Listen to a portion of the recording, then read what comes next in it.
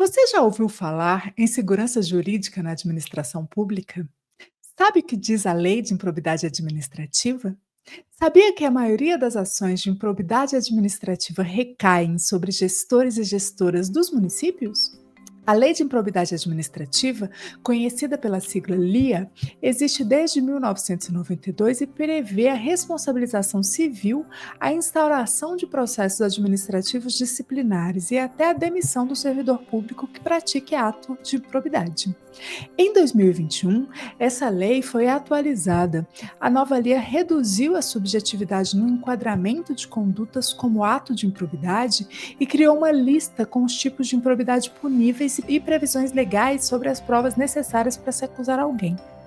Outra alteração importante foi a exclusão das condutas culposas entre as passíveis de punição, sendo preciso caracterizar a intenção do agente e a consciência de que a conduta terá um resultado ilícito. A nova LIA ampliou a segurança jurídica e contribuiu para evitar um fenômeno chamado apagão das canetas, percebido por gestores e gestoras e relacionado ao receio que profissionais bem-intencionados têm em tomar decisões em razão de possíveis responsabilizações descabidas no futuro. Segundo o levantamento feito pelo Movimento Pessoas à Frente, essa nova configuração normativa é importante para gestores municipais que figuram como réus em pelo menos 60% das ações desde 2020. E que tudo isso tem a ver com modernização administrativa e democracia. É o que vamos falar hoje com os nossos convidados.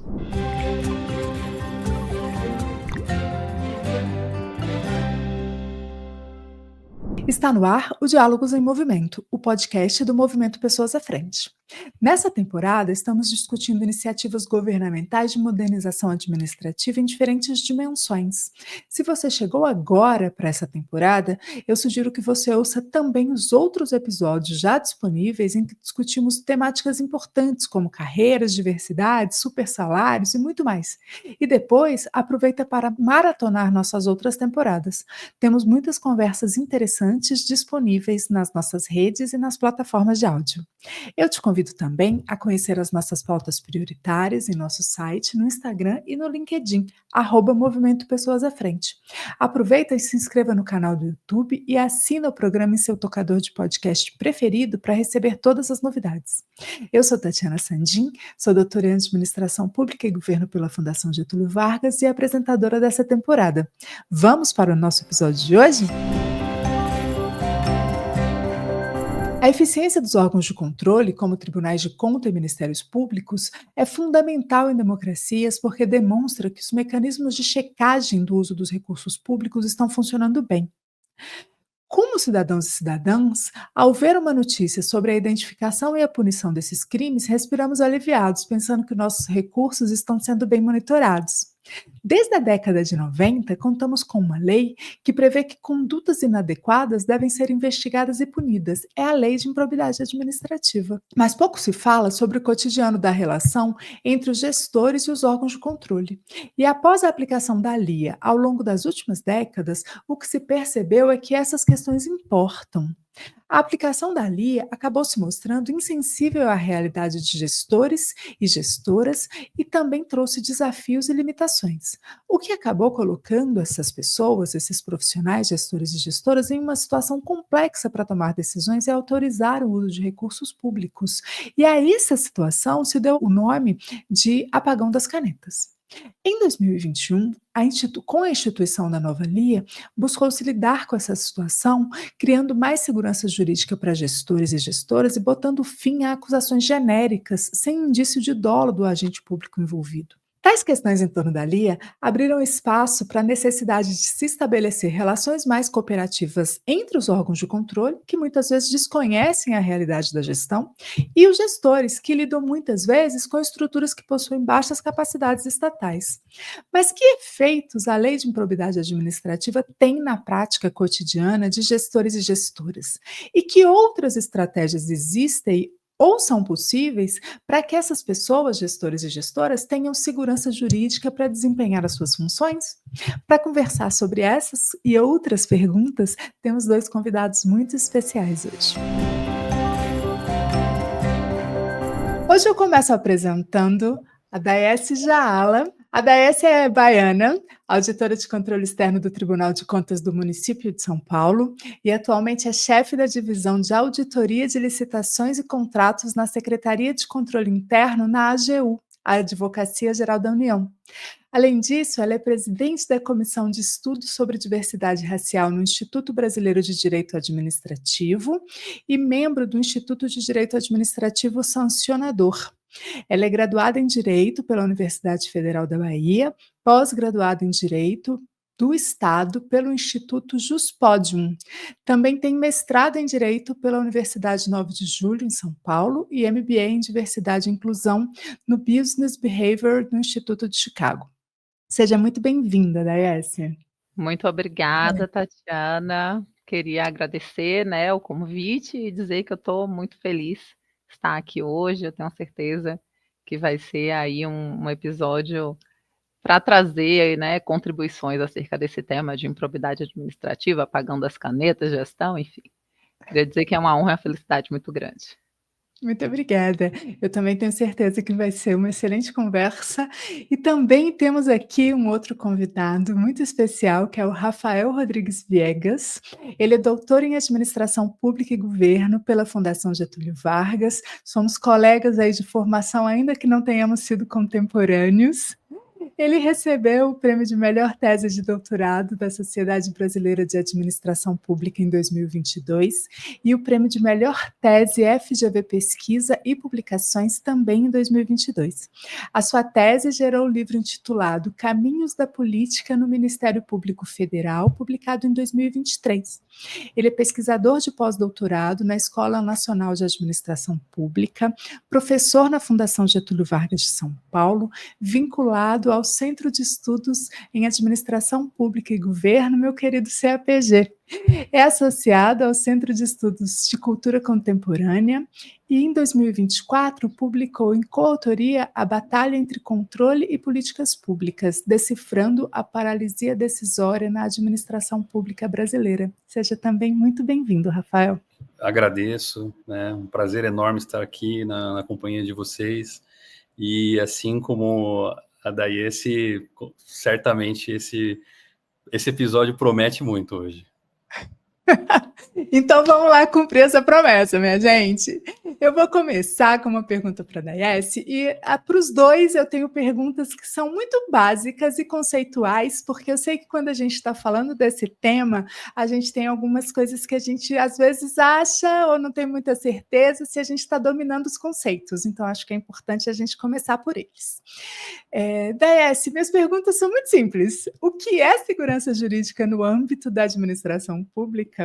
E o que é improbidade administrativa e que tipos de atos são considerados puníveis de acordo com essa nova lei de improbidade administrativa que temos?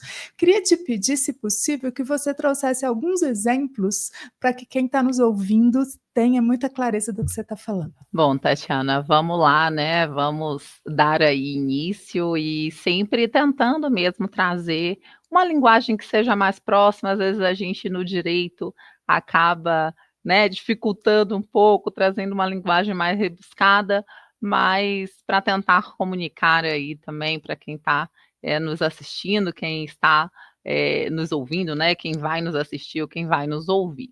Bom, quando a gente fala da ideia de segurança jurídica na administração pública, a gente se refere a um princípio que vai aí garantir previsibilidade, estabilidade, garantir coerência na aplicação das leis, na aplicação das normas, permitindo que um ecossistema aí, né, tenha mais confiança no Estado. Então, que os agentes públicos tenham essa confiança, que a sociedade tenha uma confiança nas decisões governamentais. E esse princípio ele vai abarcar aí também esse respeito aos direitos adquiridos, evitar, né, mudanças bruscas de entendimento jurídico e garantir também que os administrados, que os atos, na verdade, que os atos da administração eles sejam motivados, sejam fundamentados. Então, quando a gente fala de segurança jurídica, a gente fala mesmo nessa questão dessa estabilidade, dessa confiança que vai ser gerada aí para a sociedade em relação ao Estado. E quando, né, falando um pouco sobre o nosso tema central, que é a improbidade administrativa e o que a gente trouxe aí com a nova lei de improbidade administrativa, a 14.230, de 2021, nós tivemos algumas mudanças significativas nesse cenário, né, de improbidade, do que é considerado um ato ímprobo. Então, a gente teve algumas alterações que são relevantes e, para começar, a importância da gente ter focado nas condutas dolosas e ter ali, então, afastado as condutas culposas. Quando a gente fala de dolo, a gente fala dessa intenção, dessa clara intenção, né, de lesar aí a administração pública. Então, quando a gente vai falar sobre os atos puníveis, né, dentro da lei de improbidade administrativa, a gente separa em 3 categorias principais, que é a questão do enriquecimento ilícito, prejuízo ao erário, dano ao erário e a violação aos princípios da administração pública. A gente vai falar de enriquecimento ilícito, né, um agente público que vai obter uma vantagem ali patrimonial indevida, ou o dano ao erário, que é o prejuízo ali aos cofres públicos. A gente vai falar de violação aos princípios que a gente tinha um rol mais amplo, mas aí agora nessa lei a gente tem um rol taxativo, então são aqueles princípios, e princípio traz uma carga valorativa e, né, mais alta. Então o legislador ele optou aí por trazer esse rol taxativo daquilo que é previsto, então, como um ato ímprobo a partir da violação de princípios. Então, quando a gente tem um agente público, um gestor público que recebe uma propina em troca de um determinado favorecimento em contratos, quando a gente tem uma obra superfaturada, uma contratação superfaturada e você não tem ali, né, uma motivação, uma justificativa. Então a gente, considerando aí esses exemplos, esses aspectos, que a gente fala desse cenário, então, de improbidade administrativa. Perfeito, muito obrigada.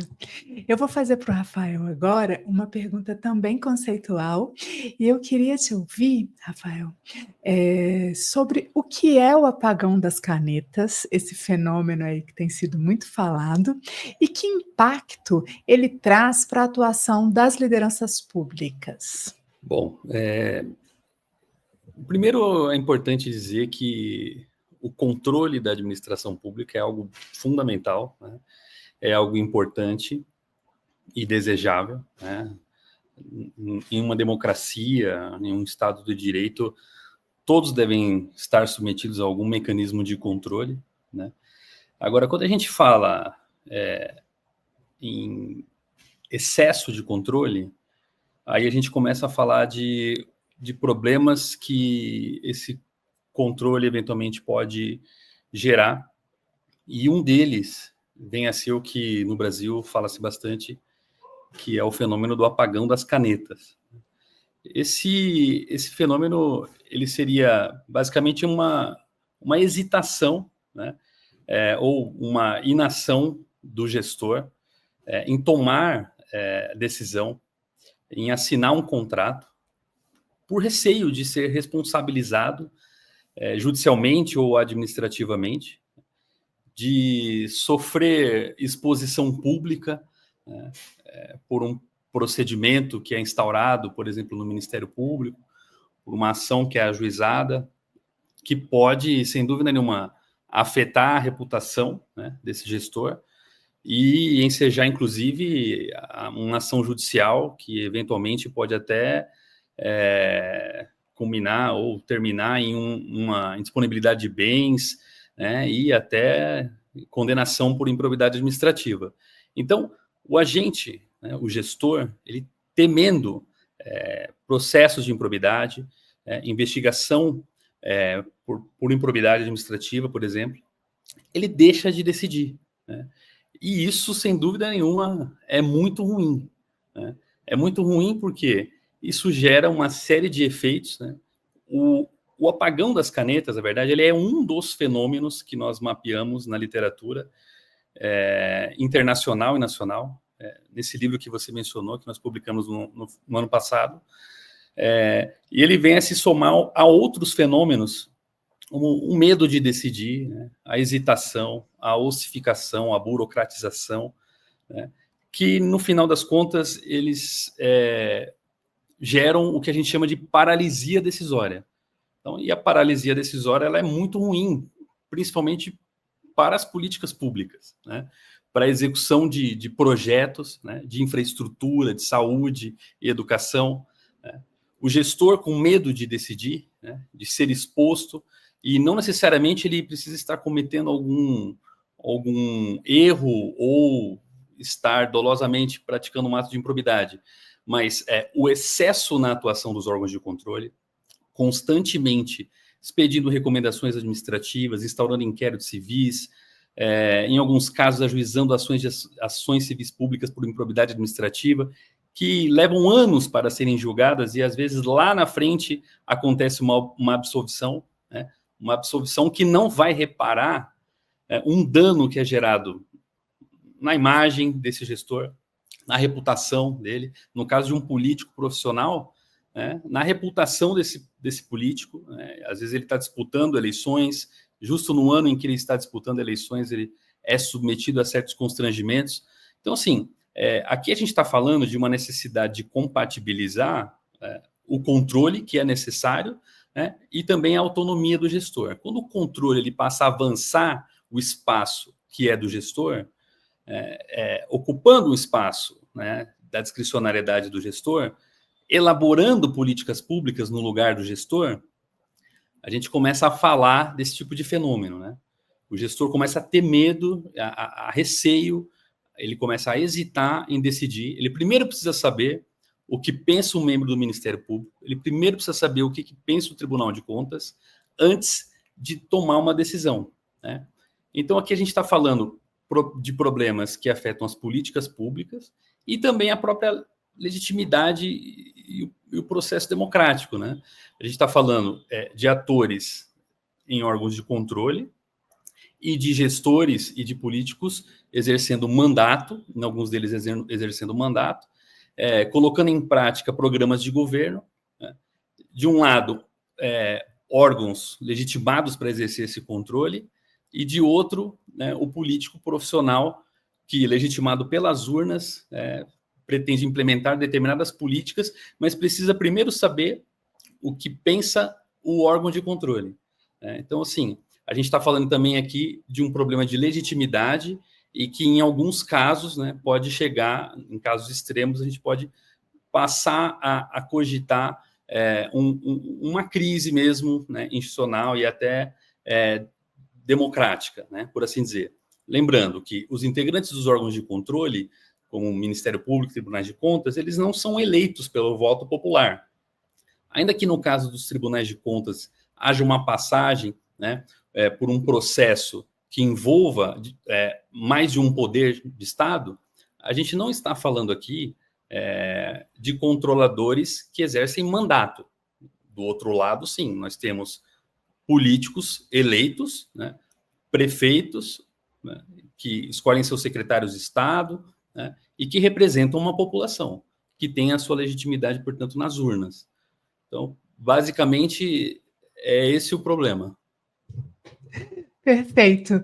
Eu acho que com esse alinhamento aí, mini alinhamento conceitual que a gente fez, a gente colocou aqui nessa mesa para o nosso debate os principais pontos, né? E acho que a gente começa já pensando que é uma questão de equilíbrio, né? Porque é preciso segurança jurídica, é preciso controle, mas também é preciso ter esse espaço de atuação aí de gestores e gestoras. Eu fico pensando que é preciso equilíbrio, inclusive, para que a administração pública e o poder executivo seja capaz de inovar, porque principalmente quando você vai iniciar processos que ainda não foram feitos, os riscos de que algo ali na frente não atenda aos princípios que estão previstos para a administração pública é maior, né? Então acho que o gestor também, a administração pública acaba sendo penalizada nesse campo. Mas vamos avançando nessa conversa, porque eu acho que a gente ainda tem pontos muito interessantes para a gente abordar. E aí, Daíes, eu queria que você falasse um pouco para a gente sobre o trabalho dos órgãos de controle. né? Então, assim, nesse cenário que a gente está conversando, qual é o papel dos órgãos de controle em relação à atuação do Poder Executivo? Quando um Tribunal de Contas, e no limite até um Ministério Público, trabalha sobre um determinado assunto ou política pública, qual é o processo que é desenvolvido e o que se espera obter ao final desse processo? É interessante, ouvir o Rafael, né, e ouvir tantas outras pessoas, porque eu sempre estou nessa posição da defesa do controle. E aí estar nessa posição da defesa do controle é uma posição que por vezes é ingrata, isolada, né, individual. A maioria das pessoas, eu quase sempre estou em cenários com professores que são advogados, né, que estão do outro lado. Acho até que a gente precisa ter uma presença maior do controle nesses debates de quem está nos tribunais de contas, de quem está no controle interno, que é a minha atuação no momento, trazer essas pessoas mais próximas para esses debates, para que a gente tenha também um equilíbrio nesse assunto. Mas uma coisa, que eu preciso e gostaria de dizer é o seguinte, eh, existe um princípio da atividade de controle, que é a questão do custo-benefício positivo.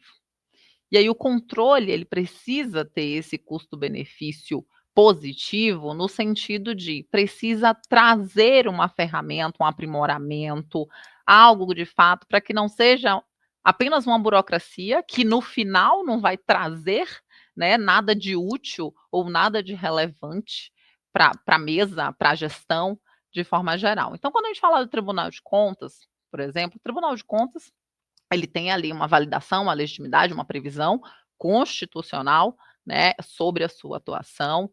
Tem uma atuação que ela é dividida, compartilhada internamente em 3 pontos essenciais, que é a atuação do auditor de controle externo, que é o meu cargo, né, o meu concurso, o auditor de controle externo, que vai trazer ali esse embasamento técnico fundamentado, que vai fazer uma avaliação entre a situação posta e os critérios, então, entre o que é, o que está e o que deveria ser nessa análise aí de conformidade, de economicidade, de eficiência mesmo das políticas públicas. A gente vai ter o papel também dos procuradores de contas que estão no Ministério Público de Contas, dentro dos tribunais de contas, que podem fazer, né, recomendações, que podem fazer ali uma análise do processo de controle como um todo, fazer essa posição aí de custos legis, né, de fiscal ali da própria lei, e a gente tem,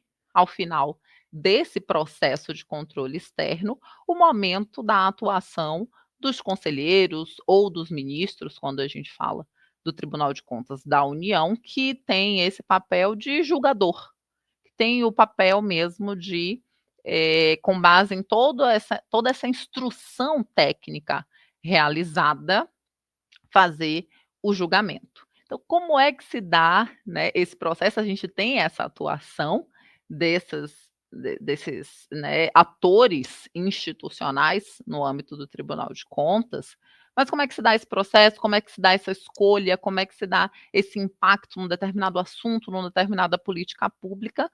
A gente tem, por exemplo, a questão das denúncias, das representações, que podem chegar ali até o Tribunal de Contas. A gente tem as auditorias que são programadas, né, a gente tem um plano anual aí de auditorias que serão realizadas e serão escolhidas com base em gestão de riscos, com base na experiência de anos ali acumulada de quem está no âmbito do controle. Então, a gente tem alguns aspectos aí que precisam, né, que serão utilizados.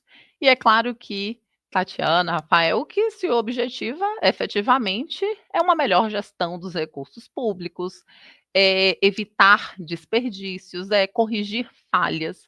Então, o controle é essencial.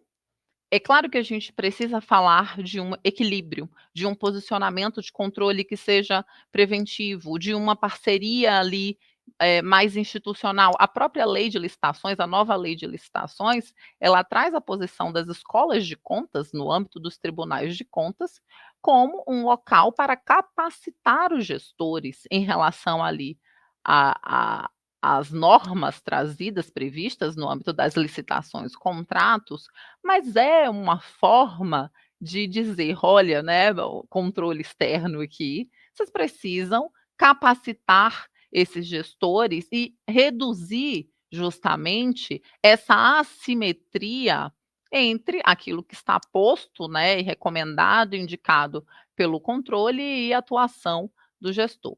É claro que o controle não deve, né, se substituir ao gestor. E eu quero também dizer o seguinte, que eu acho que é relevante que a gente coloque, sobre a atuação do próprio controle interno dessas instituições. O controle interno faz um papel fundamental também nessa redução de assimetria. Então, quando a gente tem um sistema de controle interno bem desenhado, a probabilidade de você ter uma atuação maior ou mais incisiva, ou mais punitiva, ou mais sancionatória do controle externo, né, seja ele Ministério Público, Tribunal de Contas, isso vai reduzir com uma atuação de um controle interno ali, uma atuação mais robusta. Mas esses são aí alguns pontos, né, justamente para trazer e esclarecer um pouco sobre essa atuação do controle, o que se espera. Maravilhoso. Acho que é importante a gente dizer que somos todos a favor do controle. O que a gente está aqui pensando é em como o controle pode ser exercido, de fato, dando autonomia e, ao mesmo tempo, evitando o desperdício, o mau uso dos recursos públicos, enfim, eu acho que esse é um debate que tem sido feito e acho que cada vez de forma mais madura na sociedade, para que a gente consiga fazer com que o Poder Executivo também atinja as suas finalidades sem incorrer em nenhum desvio, nenhum ato de improbidade, enfim. Eu vou perguntar para o Rafael agora um pouco sobre o Ministério Público, já que ele é um profundo conhecedor desse órgão. E aí eu queria saber, Rafael, se você pode nos dizer se já é possível identificar impactos em relação às alterações que foram feitas na Lei de Improbidade Administrativa, na visão do Ministério Público sobre esse assunto. E também queria, ampliando um pouco aí esse foco, saber se a gente já tem indícios que podem ser mencionados de aumento de segurança jurídica para a atuação das lideranças públicas. Essa pergunta é muito boa, né? Eu quero retomar um ponto, né, que a Daiane mencionou, sobre a simetria, né, de poder. A gente está falando, primeiro, né, ninguém aqui é contra o controle, né? Eu sou tão a favor do controle que eu penso que a gente precisa pensar os mecanismos de controle sobre os controladores. No caso do Ministério Público, o CNMP, né? Mas quando a gente fala de assimetria, a gente tem que lembrar muito que no Brasil a gente está falando de uma federação bastante desigual, e quando a gente olha para os municípios, então, a gente está falando aqui de muita dificuldade de, inclusive, às vezes, responder um ofício que o órgão de controle expede, faz um questionamento. A gente está falando aqui, a todo instante, nessa discussão, de capacidade estatal, né, de municípios cumprirem o que determina a lei, né? A gente não está falando só de gestores ruins, mal intencionados, de dolo. Nós estamos falando muito, o tempo todo, né, da dificuldade de municípios de atenderem exigências legais e que, uma vez confrontados com os órgãos de controle, tem muita dificuldade de responder esse controle. Então, aqui existe também uma outra assimetria, que é mais política, que nós não temos no âmbito dos municípios, na maior parte do Brasil, né, tribunais de contas organizados nesses municípios. Nós temos pouquíssimos, né, tribunais de contas municipais e dos estados que exercem controle sobre os municípios, né? Nós temos mais tribunais de contas estaduais e Ministério Público, assim como o Judiciário, não está organizado no âmbito dos municípios. Então, a gente também tem aqui uma assimetria de poder, pensando a própria federação. Um Tribunal de Contas da União, né? Tribunais de Contas dos estados, tribunais de contas dos estados exercendo controle sobre municípios e pouquíssimos tribunais de contas municipais. E Ministério Público, então, não tem. Também, aqui, outra coisa, ninguém está defendendo que a gente crie mais tribunais de contas, tá? E muito menos que o Ministério Público esteja organizado nos municípios. Mas é evidente que aqui nós temos uma assimetria de poder, né? A gente está falando de municípios que, na maior parte do Brasil, dependem de repasses, de transferências dos estados e da União. A gente está falando de baixa capacidade estatal, né, em setores administrativos, o próprio controle interno não está instalado, não há procuradores dos municípios, né, faltam contadores, administradores. Então, a gente está falando de muitos problemas aqui da administração pública, e quando a gente, agora, respondendo a sua pergunta, quando a gente vem falar do Ministério Público, a gente tem que lembrar sempre disso, né? O Ministério Público ele está organizado no âmbito da União e dos estados, né? Ele exerce controle sobre municípios, né? Na maior parte das vezes, o que os números de ações de improbidade mostram? Que os principais alvos do Ministério Público são gestores que estão no âmbito dos municípios, tá? E não dos estados, secretários de estado, governadores. A gente está falando de gestores públicos locais, né? Secretários municipais, né? Essa mudança na lei de improbidade, sem dúvida nenhuma, que ela foi importante, até porque o que a gente viu nos últimos anos, principalmente nos anos 2010, né, na esteira da agenda anticorrupção, foram alguns excessos cometidos e que não foram contornados dentro do próprio Ministério Público. Digo isso chamando a atenção para o Conselho Nacional do Ministério Público, que é um órgão que deve exercer controle externo ao Ministério Público, mas tem uma maioria na sua composição de membros do próprio Ministério Público. Então, esse órgão, em alguns momentos, ele, inclusive, legislou nesse assunto. Vou dar um exemplo. A antiga lei de improbidade vedava acordo em matéria de improbidade administrativa. O CNMP expediu uma resolução, ali no curso da Operação Lava Jato, autorizando membros do Ministério Público a transacionar, ou seja, a realizar acordos em matéria de improbidade, enquanto a lei expressamente vedava. Então, veja que é um órgão de controle, né, atrelado ao Ministério Público, porque tem uma maioria da composição de membros do próprio Ministério Público, que expande seu espaço de ação, né, e que praticamente legisla, né, nessa matéria, invadindo a esfera do Poder Legislativo, né, as atribuições do Congresso Nacional nesse tema. Então, esse é um dos pontos, né, também havia ali naquele momento, né, e isso é bastante documentado, em relação a diversos excessos que chegavam aos tribunais superiores, né, de ações, né, pela modalidade culposa de improbidade administrativa, não devidamente comprovadas, isso se arrastava por anos, né?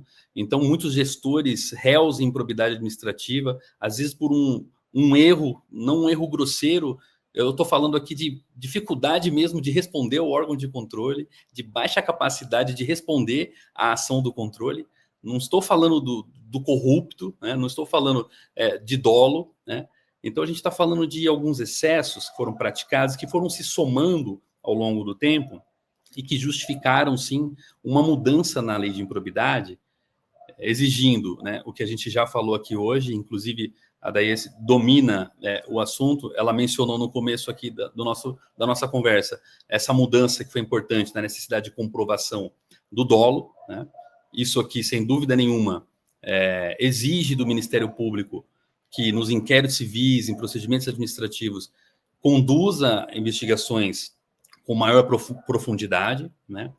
E não bastando instaurar um inquérito e, a partir dele, muitas vezes superficial, ajuizar uma ação de improbidade contra o gestor. E aquilo que eu falei no início, uma vez ajuizada essa ação de improbidade, nós estamos falando aqui da reputação de pessoas, né? Ainda que isso, lá na frente, tenha uma sentença de absolvição, o estrago já está feito, né? Ninguém lembra no final da absolvição, né? Lembra, né, de que o órgão de controle estava investigando ou processando por ato de improbidade, que, a grosso modo, todos vão chamar de corrupção, né? Então, essa necessidade de comprovar o dolo, sem dúvida nenhuma, traz mais segurança jurídica, porque exige que esse órgão, que os seus membros atuem com mais diligência, né, no sentido de comprovar de fato a intenção do agente, né? A lei também, ela reduziu, né, a discricionariedade, né, dos integrantes do Ministério Público nesse ponto, porque a gente está falando de um órgão que tem autonomia em relação aos poderes, né? Ele não é um poder de Estado, mas ele tem uma ampla atribuição. Quando a gente fala do Ministério Público Brasileiro e compara com outros ministérios públicos ao redor do mundo, o desenho do nosso Ministério Público é uno. Ele acumula o monopólio da ação penal, realiza investigações criminais e também tem uma série de outras atribuições igualmente relevantes, como defesa do consumidor, saúde pública, educação, meio ambiente, idoso, e uma delas é a probidade administrativa. Né? Mas o que nós vimos nos últimos anos foi a instituição, o Ministério Público, os Ministérios Públicos Estaduais e o Ministério Público Federal praticamente voltando às suas atividades para atuação no chamado combate à corrupção, né? Isso não está definido na Constituição como uma prioridade do Ministério Público. Essa prioridade foi elencada pelos membros do Ministério Público. Então, isso, de certa forma, gerou uma reação, né, principalmente da classe política, né, que viu uma oportunidade, então, de limitar a discricionariedade do Ministério Público nesse aspecto, né? Já que o órgão de controle do Ministério Público, o CNMP, ao invés de exercer, né, esse controle e limitar essa discricionariedade, ele expande, né, e legisla, inclusive, em alguns momentos. Então, essa foi uma reação, né, uma reação racional, né, da classe política. Então, e quando a gente fala de segurança jurídica, a gente está falando, então, de limitar essa discricionariedade, que é bastante ampla, inclusive comparando com órgãos congêneres ao redor do mundo, Ministério Público, né? A gente reduz as possibilidades do que a gente chama aqui de apagão das canetas, né? Quando a gente exige a necessidade de comprovação de dolo, né? E aquele gestor que está passando por um processo de experimentação, né, que gostaria de inovar, mas tem receio, né? Tem receio de que, ao decidir inovar, ao decidir experimentar, né, em uma determinada área, conforme a lei, mas de implementar uma política inovadora, ele tem receio de que o Ministério Público não entenda daquela forma, instaure um inquérito e, em alguns casos, até ajuize uma ação de improbidade. Agora, esse Ministério Público vai precisar comprovar o dolo desse gestor, né? A intenção do agente, né, em violar a lei, enfim, em enriquecer ilicitamente, né, todas aquelas tipificações da lei de improbidade.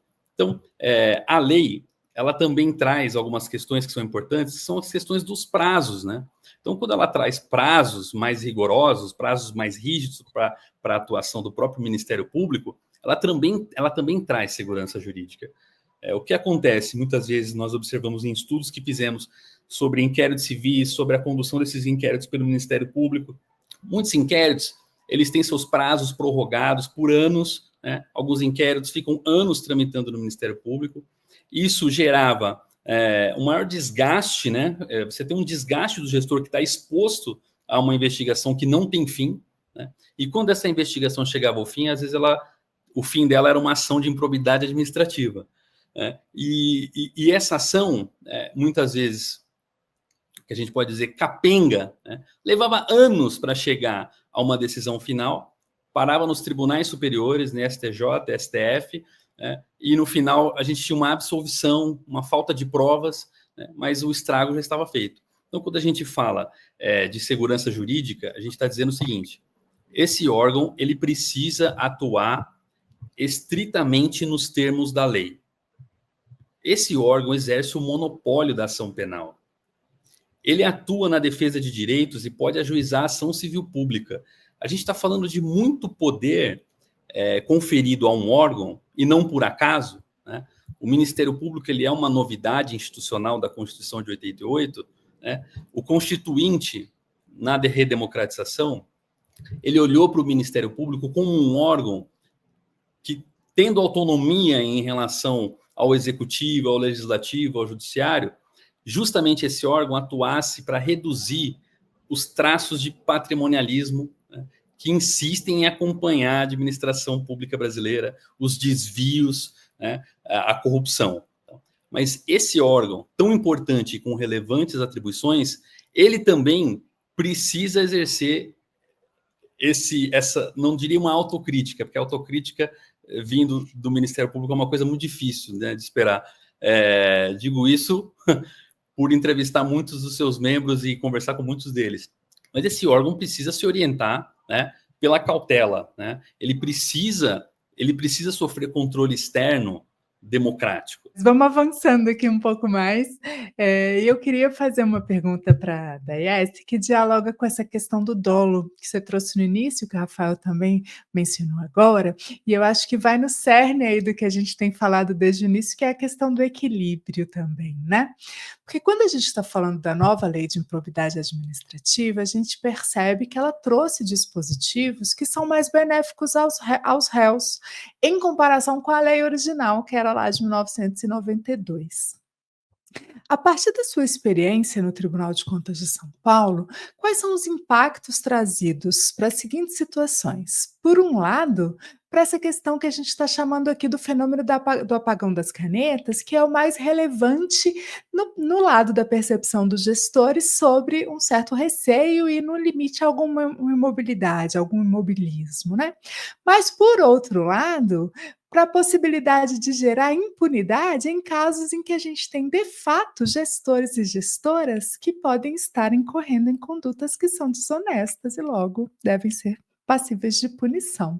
Então, onde está aí o equilíbrio com essa nova lei de improbidade administrativa? Só para retomar um pouco sobre a questão do controle e da defesa do controle, né? Você fala assim, somos todos a favor do controle, com toda certeza ninguém está querendo acabar com os tribunais de contas ou acabar com as instituições. Mas o que eu digo é que sempre que eu estou nessa posição de discussão e debate do controle, pouco se fala das questões muito positivas em relação ao controle. A gente acaba pulando muito já para o que precisa melhorar, e tem bastante coisa para ser aprimorada. Mas eu acho relevante quando eu falo que eu faço defesa do controle por estar dentro ou do Tribunal de Contas ou agora do controle interno, é justamente para a gente trazer alguns contrapontos. Por exemplo, sobre a própria atuação do gestor em comparação à atuação do controle. O que eu quero dizer? Falta de justificativa, falta de motivação. Eu falo muito sobre essa questão. Olha, ai, mas aí o Tribunal de Contas, mas a gente pega um processo em que você quis eventualmente inovar, mas você não justificou de onde você tirou aquela ideia. Você não justificou por que que você está fazendo isso. Então, ter essa atenção, né, enquanto gestor, enquanto administrador, de motivar as suas decisões, o que é absolutamente relevante a título aí também de segurança jurídica, mas quase sempre, e aí fica aqui uma das minhas dicas, o que o controle está buscando, e falando um pouco como Tribunal de Contas, como controle interno, que o controle está buscando essa justificativa, essa motivação para entender como se chegou àquela decisão, como se chegou àquela tomada aí de decisão, e é por isso até quando conversei com a Jéssica, né, sobre, quando fala de apagão das canetas, qual é a minha posição em relação ao apagão das canetas? Eu costumo falar que a gente precisa ter um pouco de equilíbrio mesmo, dentro dessa questão do fenômeno aí, né, do apagão das canetas, justamente porque você coloca o controle nessa posição pura de algoz, né, de que causa essa paralisia decisória, de que o controle puramente causa essas questões, quando a gente tem outros pontos, como o próprio Rafael falou, dessa baixa capacidade estatal, de uma falta de capacitação dos gestores públicos, de uma falta também dessa correlação, dessa parceria institucional. É claro que o controle precisa estar aberto para isso, mas os gestores também precisam buscar essa relação. Então, quando eu falo dessa questão do apagão das canetas, é muito nessa posição de que a gente precisa ser equilibrado nisso também. A gente precisa ser equilibrado nessa questão. Não, a culpa culpa é do controle, a culpa é dos tribunais de contas, o controle está sendo muito excessivo, o controle está pesando a mão. Então, de trazer aí essa ponderação de que os problemas são muito mais complexos nessa formatação do que puramente um punitivismo, uma visão mais sancionatória do controle. Mas isso também não significa que eu não ache que o controle precisa ser mais ponderado para inovações, para essas mudanças, assumir esse papel aí mais pedagógico, porque a gente tem de fato uma assimetria. Você está falando, por exemplo, de um corpo técnico multidisciplinar para fazer uma análise com economista. Eu sou advogada, mas eu trabalhava com economistas, advogados, engenheiros, contadores. A gente está falando, né, de uma configuração de que, por vezes, senta na mesa 10 auditores e 2 gestores ali do outro lado para poder debater uma questão. A gente está falando até de uma assimetria, por vezes, salarial, com salários que vão representar aí uma valorização, né, em relação à sua responsabilidade, e que na outra ponta a gente não tem esse mesmo reflexo. A gente está falando de uma sobrecarga de atividades. Quando a gente fala de fiscais de contratos, diversos, numa capacidade ali que ele não daria conta. E mesmo quando a gente vê nos próprios na própria jurisprudência dos tribunais de contas, essa questão, e com a LINDB, com a Lei de Introdução às Normas de Direito Brasileiro, não, com a 13655, né, para dizer aí, com as alterações trazidas pela Lei 13655 à LINDB, a gente tem um processo aí de maior segurança jurídica, de verificação dos obstáculos reais do gestor, uma preocupação nas esferas controladoras, na esfera judicial, na própria esfera administrativa, de fazer uma verificação das consequências práticas dessa decisão. Então, é preciso ter mesmo, né, esse equilíbrio, um equilíbrio entre a atuação preventiva e entre a atuação repressiva, justamente para a gente ter conseguir fazer essa distinção e essa separação do gestor mal intencionado para o outro gestor que é honesto, mas não tem, né, uma capacidade estatal, não tem as informações, não tem a compreensão.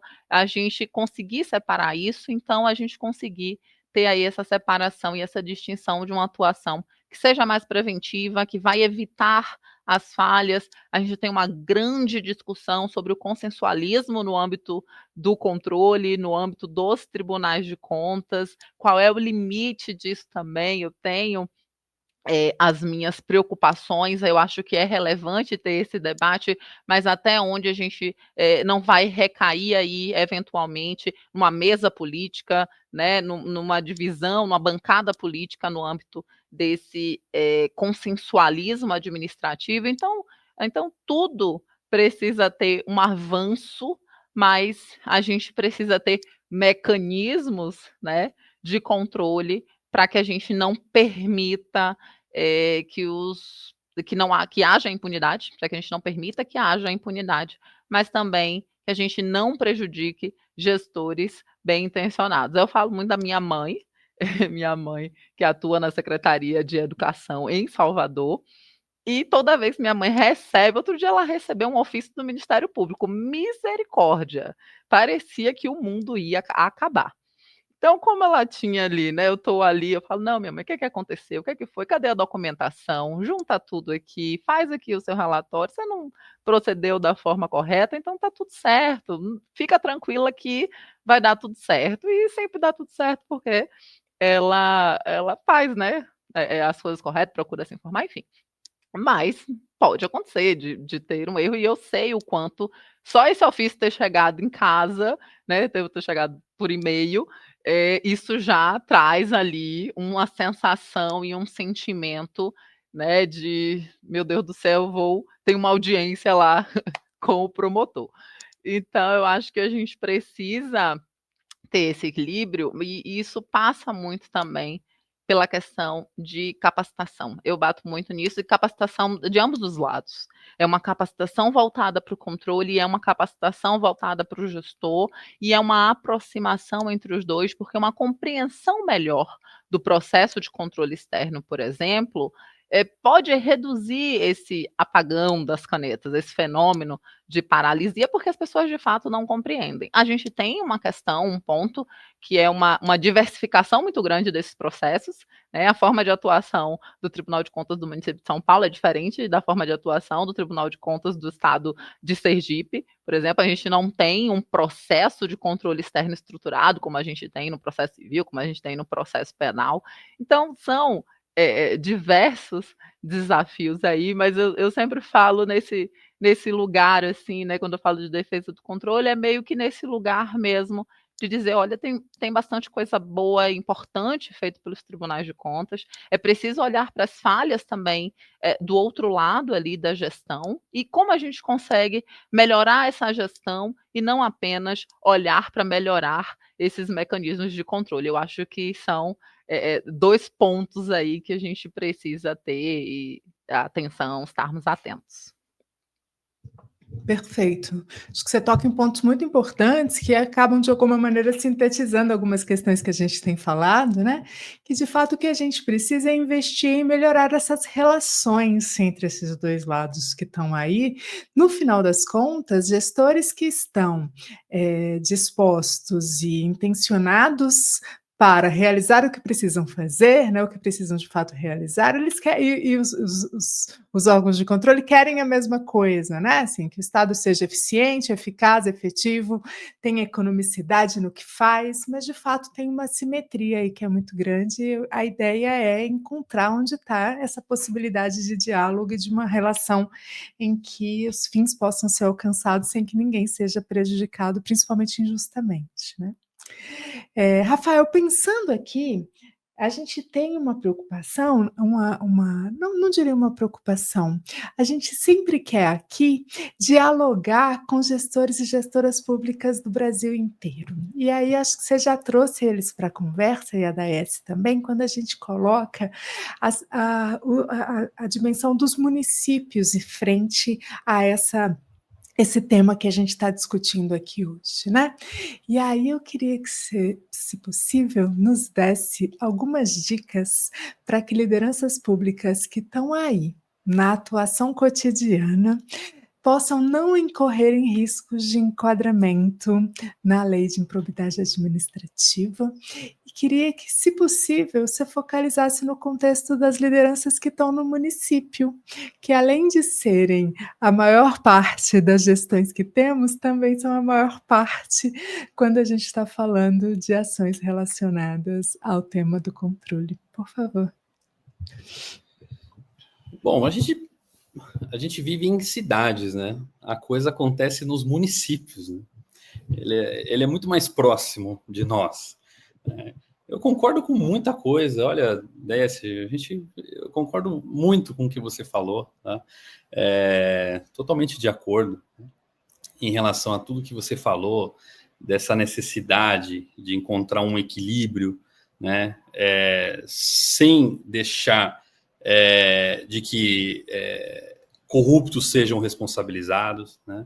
De que ímprobos sejam responsabilizados pelos seus atos, né? E, de outro lado, que a gente também respeite a autonomia, né, da administração, do gestor, né? Essa necessidade de convergência maior, né, dos órgãos de controle atuarem mais preventivamente, no sentido de reforçar um aprendizado mútuo, né? Muitas vezes é importante se colocar no lugar do gestor, assim como o gestor precisa e deve, né, entender qual é o papel do órgão de controle. A primeira dica, e a dica mais simples, sem dúvida nenhuma, é cumprir as exigências, né, legais, né, as normas, né, que definem o funcionamento da administração pública, mas isso é simples de falar, mas na prática e na realidade não é tão simples de concretizar, né? Isso passa, sem dúvida alguma, por capacitar melhor os seus servidores, sem dúvida alguma, ter internamente, né, os seus órgãos de controle, a gente está falando aqui de controladorias, os seus controles internos capacitados, qualificados.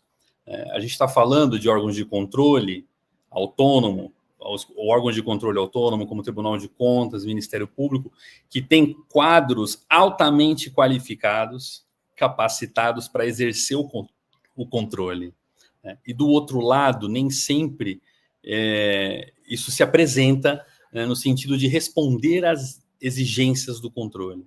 Então, sem dúvida alguma, que trabalhar no sentido da capacitação, né, administrativa, financeira, das exigências das normas, né, de controle, sem dúvida alguma que já vai ser um avanço bastante grande no sentido de evitar ações de improbidade.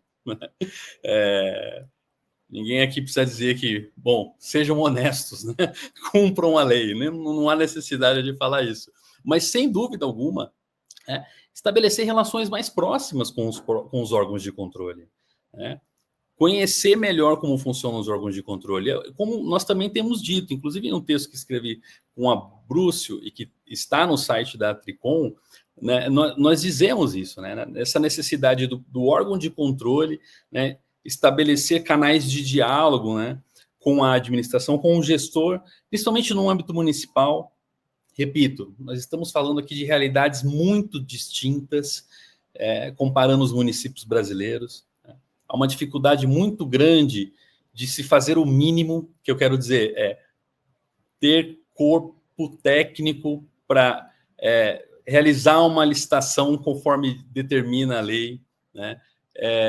Cumprir as exigências do processo de compras, ter um corpo qualificado para que conduza esse processo da maneira como deve ocorrer, como está descrita na legislação.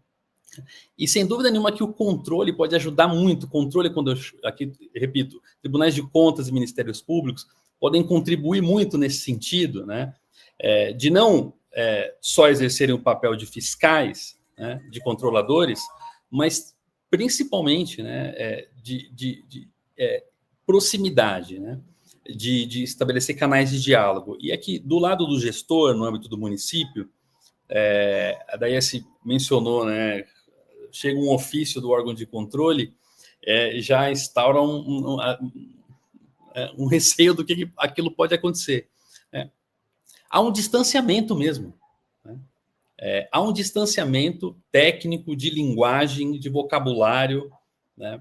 Os órgãos de controle, assim como as instituições judiciárias, também podem aprimorar nesse sentido, né, de trabalhar melhor a linguagem, né, evitando muitas vezes um contabilês, né, os órgãos como o Ministério Público, o juridiquês, né, que as pessoas não entendem.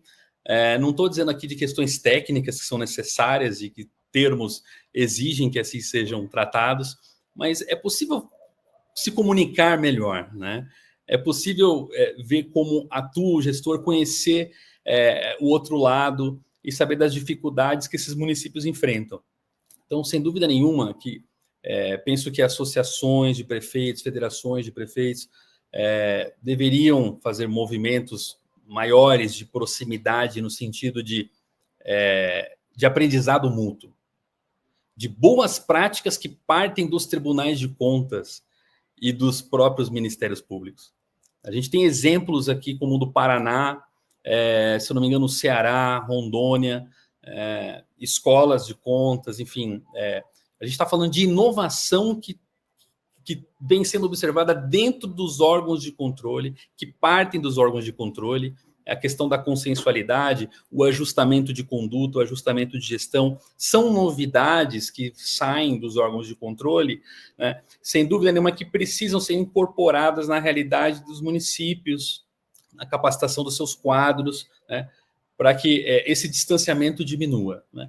Mais uma vez, né, a gente poderia aqui falar, dar muitos exemplos e falar o resto da noite, mas eu penso que esse é o ponto de partida, esse é o primeiro passo realmente para diminuir essa distância, que hoje há uma distância. Né?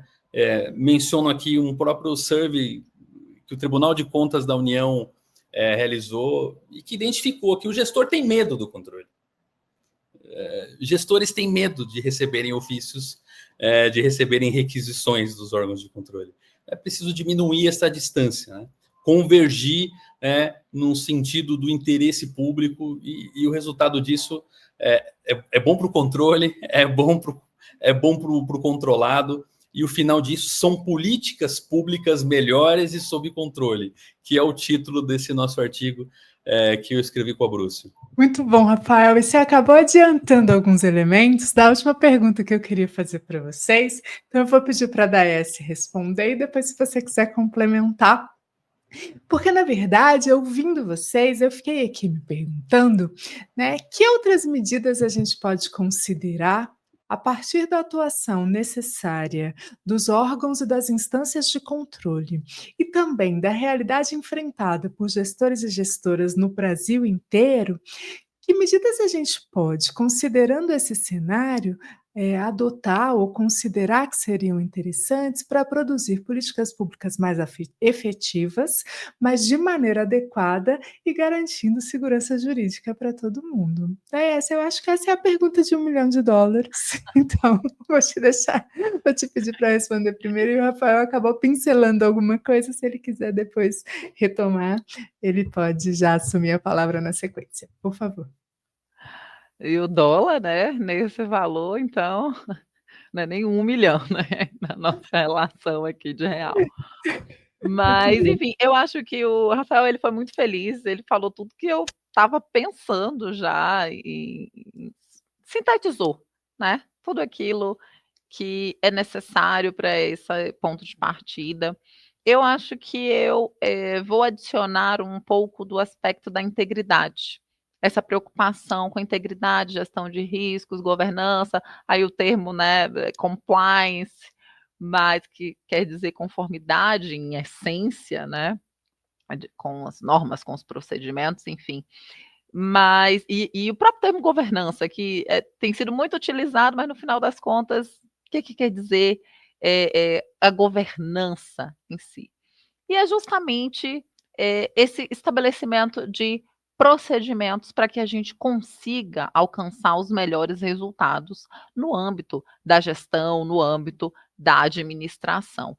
Então, falar um pouco dessa questão que eu acho que é relevante sobre uma capacitação voltada para a integridade, um estabelecimento de programas de integridade. Muita gente acaba nem falando sobre aspectos éticos, né? A gente pressupõe que todo mundo vai agir de boa fé, vai agir, né, de uma forma ética. A gente pressupõe, espera, até porque, né, a gente não deve pressupor má fé, mas é relevante, é importante que a gente leve esse conhecimento. Muita gente acaba entrando também na administração pública de modo temporário. Um dos problemas, inclusive, para os municípios passou 4 anos, opa, reformula toda aquela equipe, e se você não tem uma gestão do conhecimento muito bem estabelecida, você sempre está voltando do começo, né? Aliás, você está sempre recomeçando. E até você ter aqueles servidores, aqueles agentes públicos, né, com o conhecimento necessário, a gente volta e essa simetria acaba ficando ali estabelecida novamente, porque você capacitou um grupo, aquele grupo sai, entra um outro, e isso gera um problema, e que a gente precisa resolver esse problema por meio da gestão do conhecimento, da adequada documentação, do estabelecimento de procedimentos, da gente ter procedimentos padronizados, né, operações aí que sejam padronizadas. Então a gente fica aí, né, como dica, isso, porque a gente precisa falar de uma continuidade de políticas públicas que levam muito tempo, né, e de uma melhoria de políticas públicas que levam muito tempo. Então, se toda vez a gente tem que voltar para o zero, é um problema, e assim, infelizmente é um problema que acontece bastante, né, nessa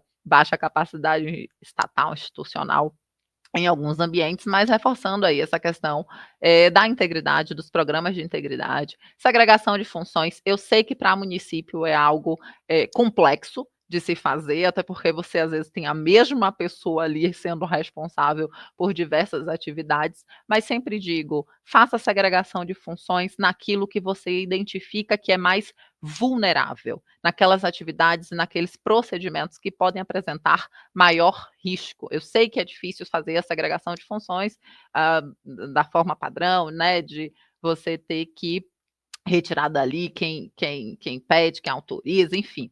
Mas identifique as vulnerabilidades, né, da sua atividade, dos seus procedimentos. Pare um tempo para fazer isso. Pare um tempo para mapear processos e identificar essas vulnerabilidades. E fazer o desenho de controles a partir de gestão de riscos. E a partir disso, faça uma segregação de funções, supervisão adequada, conferência cruzada, são alguns métodos que podem ser aí estabelecidos para que a gente possa pelo menos evitar, né? Evitar algo que seja, né, no âmbito da desonestidade, mas evitar as falhas que podem acontecer mesmo, porque se você concentra demais algumas atividades numa mesma pessoa sem uma supervisão, é natural, né? Nós todos cometemos falhas, nós todos erramos. A questão está em diferenciar o erro comum, daquilo se conceituava, né, de homem médio, do erro grosseiro, do erro extremamente grave, do erro que, se tivesse uma atenção,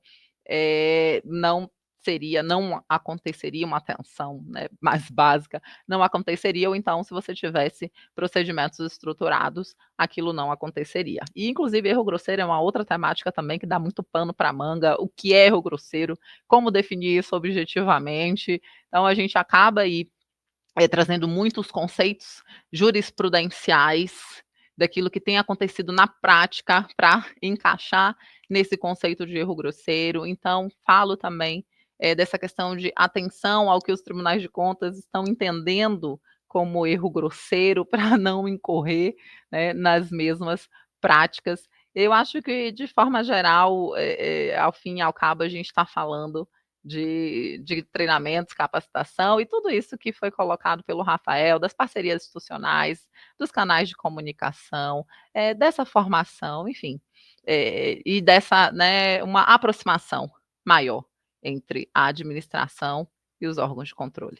Bom, dando continuidade ao que eu havia falado, já avancei algumas coisas, mas eu vou, sem dúvida nenhuma, na mesma linha, né, da IS, do que ela tem falado, do que ela mencionou aqui, né.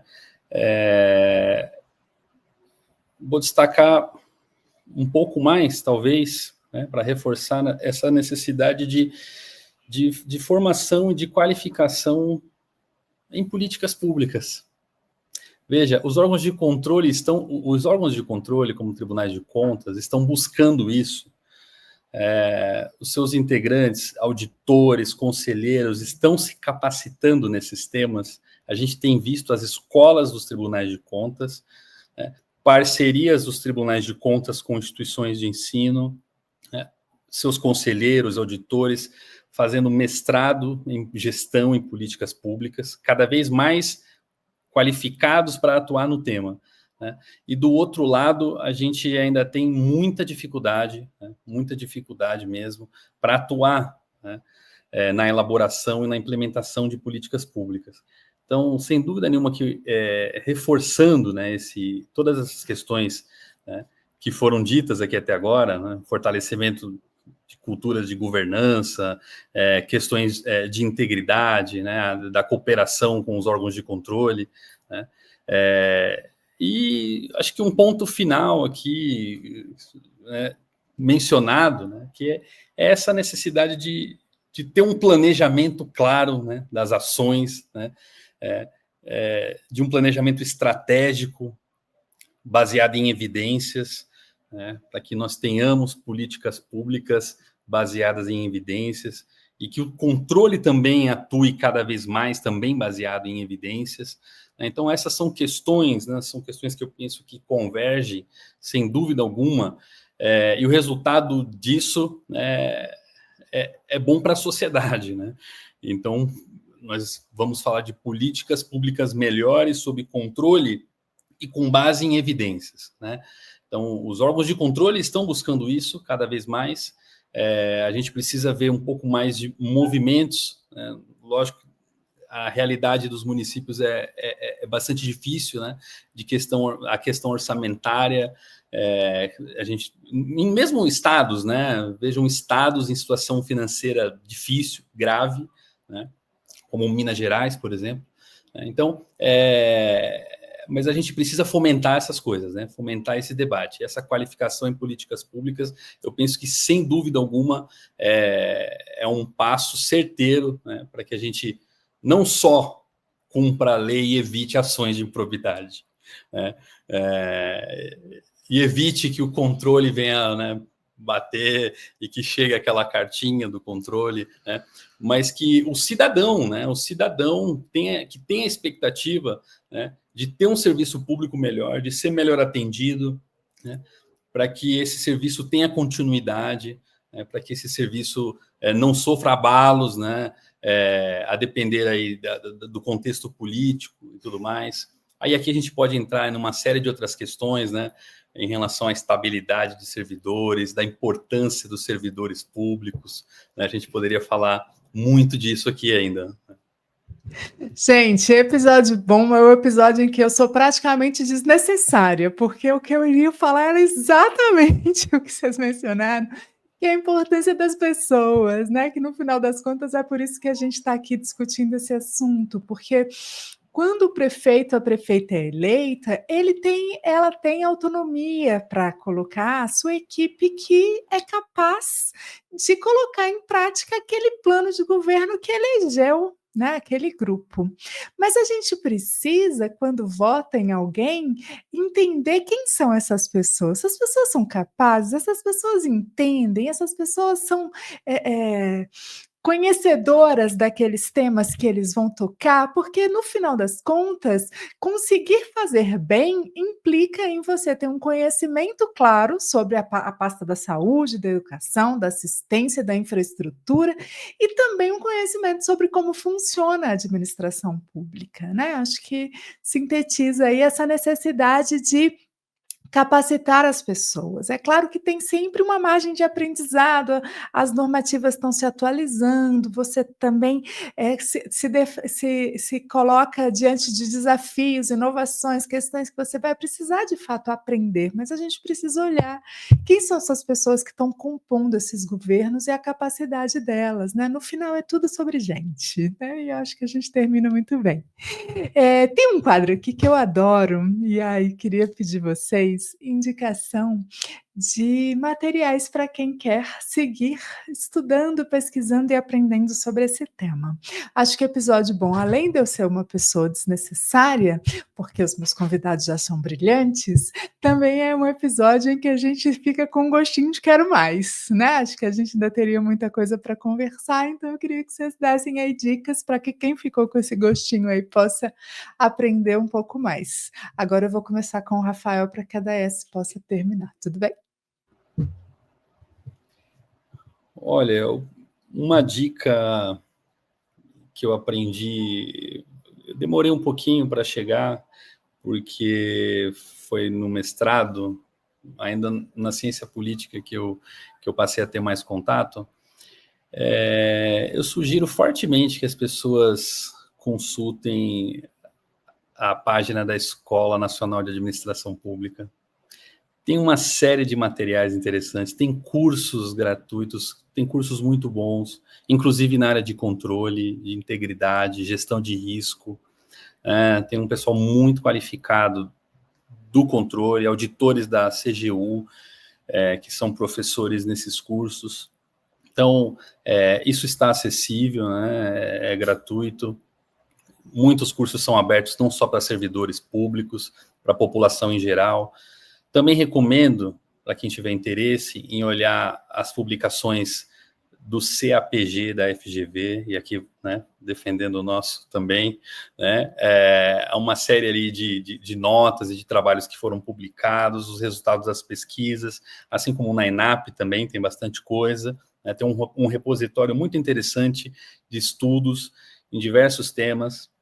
Também recomendo, para quem tiver interesse, olhar os sites das escolas dos tribunais e também das escolas dos ministérios públicos. E aqui eu chamo a atenção e destaco principalmente o Instituto Rui Barbosa, né? Então, para quem tiver interesse, há ali há uma série de trabalhos, de estudos, de coisas que são voltadas para a capacitação, que são acessíveis, né? E, por fim, para quem tiver interesse em aprofundar um pouco mais nas questões que foram colocadas aqui, no nosso livro, né, evidentemente, A Batalha entre Controle e Políticas Públicas, em que a gente aprofunda bastante esses temas, né, discutindo políticas públicas e o controle no federalismo brasileiro. Esse é um livro de autoria minha, do Abrúcio, da Silvia e da Débora Dossiati. Silvia Mongelos, também da FGV, que faz doutorado em Administração Pública e Governo na Fundação Getúlio Vargas. Perfeito, muito obrigada. Daiane, quais são suas dicas? Não, o Rafael esgotou aí quase tudo, né? Vou reforçar com toda certeza as escolas de contas e o IRB, né? Faço parte aí da carreira dos tribunais de contas, o IRB, a Casa do Conhecimento. Eu queria colocar uma outra coisa antes de tudo, de eu colocar, porque tem uns livros que eu gostaria de indicar. Uma dica que é a questão, gente, quando receber uma comunicação dos tribunais de contas, calma. Às vezes a gente só quer um esclarecimento, às vezes a gente só quer abrir o diálogo, tá? Então, assim, eu acho que é uma coisa muito bacana sobre a compreensão do processo de controle externo, é que tem um momento, né, de comunicação ali com o jurisdicionado que a gente vai mostrar o relatório e você vai ter ali a oportunidade de dialogar com os auditores, enfim. Eu acho que só para deixar essa coisa assim, dessa de calma, né? Como eu falo para minha mãe, calma, tá tudo documentado, tá tudo certo. Então ele só quer, nesse momento, te ouvir, né? Deixa para se estressar mesmo se a coisa caminhar um pouquinho mais. Mas enfim, mas nesse sentido de conhecer um pouco do processo de controle externo, eu queria trazer a indicação do livro de um amigo querido, que é o Ismar Viana, que é Fundamentos do Processo de Controle Externo. Eu acho que é relevante que, né, ter esse conhecimento mesmo, né, de como funciona. Eu acho que a gente tem uma questão ali muito distante do que faz um tribunal de contas. Eu acho que isso, mesmo para quem é do direito, viu? Porque eu lembro que quando eu estava lá na universidade, na Federal Bahia, eu não tinha essa compreensão tão completa do que fazia um tribunal de contas, e essa compreensão ela só veio mesmo estudando para o concurso e mais ainda trabalhando efetivamente. Então eu acho que a gente e fica aí para os tribunais de contas também, a gente tem esse dever, né, de levar essa informação e as pessoas entenderem, porque mesmo quem está no ambiente jurídico não conhece, você imagina, né, a sociedade de modo geral. Queria deixar também aqui uma indicação que ainda vai ser lançado, o livro Improbidade Administrativa, reflexões à luz da nova lei de improbidade administrativa, que vai ser lançada agora em março pela editora da Câmara. Tenho aí a coautoria, então contribuo junto com outros colegas sobre reflexões aí acerca da lei de improbidade administrativa, a nova lei. E por fim, eu queria deixar uma dica de um livro que eu gosto muito, que é do Dan Ariely, que é um economista comportamental, que é A Honesta Verdade sobre a Desonestidade. É um livro que vai falar aí sobre integridade, sobre comportamentos éticos, antiéticos, reflexões sobre as nossas condutas morais, né? O que nos influencia, em relação a essas condutas, saindo um pouquinho do ambiente jurídico, do direito. Eu gosto muito de fazer essas leituras de outras áreas, né, do conhecimento. Acho que é isso. Maravilhoso, muito legal. Eu queria dar uma dica que é bem básica. A gente aqui no Movimento Pessoas à Frente, a gente fez um estudo, uma nota técnica, que se chama Balanço sobre a alteração da Lei de Improbidade Administrativa, análise a partir dos dados do Conselho Nacional de Justiça, que tem ali alguns números e análise dos dados que é bem interessante, foi publicado no ano passado pela Fernanda Cardoso de Almeida Dias Rocha, pela professora Vera Monteiro, da Fundação Getúlio Vargas, pelo Luiz Pedro Polesse de Castro. É uma leitura fluida e acho que também tem alguns dados ali que podem ser interessantes para interessados no tema. Bom, eu quero agradecer imensamente a participação de vocês dois. Muito obrigada, Daes, por estar aqui com a gente nessa conversa que eu entendo que cumprimos a promessa que fizemos no início, de ser uma conversa incrível. Então, muito obrigada por estar aqui com a gente. E muito obrigada, Rafael, por estar aqui com a gente também nessa conversa hoje. E eu que agradeço a oportunidade, sem dúvida nenhuma foi um prazer e espero que tenhamos uma outra oportunidade de falar mais, né, e de conversar. Eu tenho certeza que teremos e vai ser preciso, não é mesmo, Daes? Com certeza, queria agradecer, né, o convite, a recepção, a sua condução, Tatiana, poder trocar aqui com o Rafael, dizer que eu estou muito honrada de poder ter esse espaço e colocar aqui algumas das minhas ideias, das minhas ponderações, né, dividir um pouco do conhecimento e fico à disposição aí do movimento para poder contribuir com esse tema e com outros temas também. Obrigada. Muito obrigada. Obrigada a você. E eu quero agradecer também a quem nos ouviu até aqui e contar que esse diálogo continua nas nossas redes. Então, eu reforço o convite para que nos sigam nas nossas redes, no YouTube, na plataforma de áudio preferida, para não perder as novidades. E aproveita e conta pra gente o que achou desse episódio.